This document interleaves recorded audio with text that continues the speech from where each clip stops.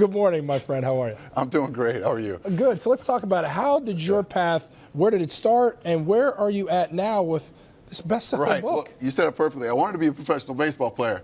Circumstances, setbacks, you know how it goes sometimes. Yeah, man, I live the same life. Got to course correct, got to figure it out. So then I started just diving deep into the neuroscience, psychology, trying to figure out, okay, how do I want to live my life? And I figured out this self-leadership. It's all about leading oneself to accomplish your goals and figure out what you really want for your own life. What's really interesting about your life is it's inspiring, man. You talked about how you came from meager beginnings in Paducah, Kentucky, to where you are now. You bought out a clinic that was a fledgling one, and you've lifted it into a very special one as a doctor out in Wilmette now, and the book.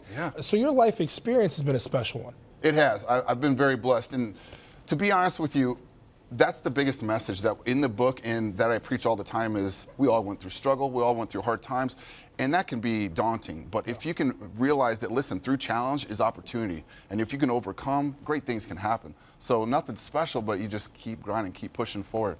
So now, leadership is the main theme and message. Self-leadership is the main thing. You know, when we look at leaders, we think, okay, we think authority, we think position. No, you know, we're all leaders because we all have to lead our own life into what we want to accomplish, what we want to lead. So, yeah. So you're a father to a young daughter. I am. And I mentioned that. I see your face light up. There is the little beauty right there. $2 million smiles. Well, leadership, again, going back to a young daughter that you're trying to cultivate in this crazy world. What do you want to teach her about becoming a leader? Well, that's what got this whole thing started. What I want to teach her is that she really can accomplish whatever she wants, as long as she leads herself and has clarity and courage enough to do that.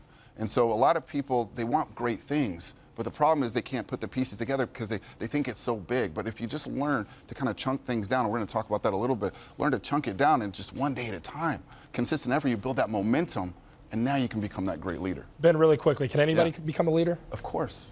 We all got it inside us. There you go. This guy is inspiring, man. His story is as well. So make sure you check out Dr. Ben Duke's book. It's called Adjusting for Leadership, and it is available right now on Amazon.com and his site. Make sure you check that out as well, drbenduke.com.